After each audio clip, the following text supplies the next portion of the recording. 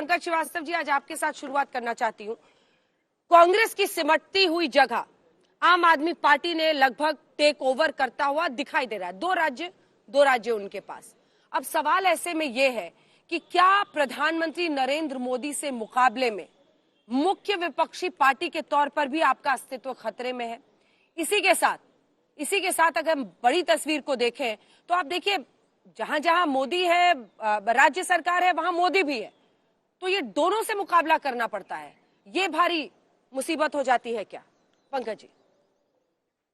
अंजना जी, लोकतंत्र है, इसे मैं मुसीबत नहीं कहूंगा। कभी किसी का पलड़ा भारी होता है, कभी किसी का पलड़ा भारी होता है। और जो नामुमकिन शब्द आपने लगाया है वो तथ्यात्मक रूप से सही नहीं है, क्योंकि अभी इससे पहले जो 10 चुनाव हुए हैं उसमें मोदी जी की सारी कोशिशों के बावजूद भारतीय जनता पार्टी ये नामुमकिन शब्द हमने पिछले चुनाव में, ठीक है पंकज जी, ये करेक्शन कर दूं जो नहीं समझ पाए हैं। ये नामुमकिन शब्द 24 के एंगल से पूछा जा रहा है और एक्सक्लेमेशन मार्क भी दिया हुआ है उसके सामने, तो इसको सही कॉन्टेक्स्ट में ले। स्टेट्स की बात नहीं है, 2024, क्योंकि अगर आपने ये रिपोर्ट देखी हो तो रुक जाइए सर, कॉन्टेक्स्ट समझा देने दीजिए, क्योंकि आजकल बिना समझे लोग बोलने लगते हैं। 2022 के बारे में पीएम ने कहा कि जिस तरह से, सर एक second please mister Srivastava, please let me complete, क्योंकि प्रधानमंत्री ने भी बीते दिन अपने भाषण में यह कहा था कि जिस तरह से 17 और 19 की जीत में एक समानता देखी जा रही थी, वैसे ही 22 अगर हमने हासिल कर लिया है तो क्या 24 में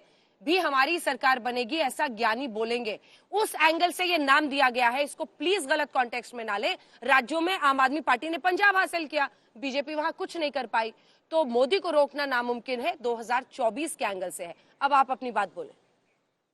अंजना जी, मैं भी टेलीविजन का पत्रकार रहा हूं और मुझे पता है कि विस्मयादिबोधक चिन्ह और क्वेश्चन मार्क लगा देने से चीजें कितनी बदल जाती। बहरहाल वो आपका अधिकार है और हमारा ये अधिकार है कि हम उससे समझे कि क्या ध्वनि आ रही। मैंने बस इसलिए कहा, बहुत विनम्र आपको बताने की कोशिश की कि अभी हमने राजस्थान, छत्तीसगढ़, मध्य प्रदेश में पिछली बार ही इसी कांग्रेस पार्टी ने मोदी जी की सारी कोशिशों के बावजूद उन्हें परास्त किया था। इसलिए राजनीति में नामुमकिन जैसा कोई शब्द नहीं है। हाँ, आज वो जीते हैं, उनको बधाई, बहुत बहुत बधाई।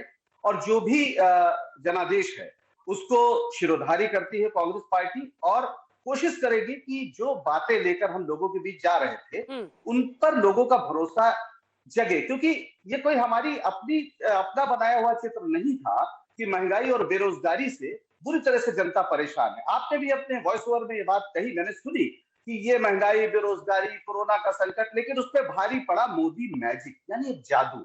और जादू जो है वो किसी भी समाज को हकीकत से दूर ले जाता है। तो दुष्यंत की वो 2 लाइन है ना कि ये रोशनी है हकीकत में एक छल लोगों, जैसे जल में छलकता हुआ महल लोगों। ठीक है, हम बिल्कुल बधाई देते हैं भारतीय जनता पार्टी को और ये हमारे लिए चिंतन की बात है, आत्मचिंतन की बात है, हम बिल्कुल करेंगे। कांग्रेस पार्टी पूरा आत्मचिंतन करेगी और कोशिश करेगी कि आखिर कहां गड़बड़ी हो जा रही है कि इतने जरूरी मुद्दे उठाने के बावजूद, जनता के मुद्दे उठाने के बावजूद ये जादू चढ़ जाता है और लोग हकीकत की दुनिया से वाटर ऑफ इंडिया के खेल में मगन हो जाते हैं।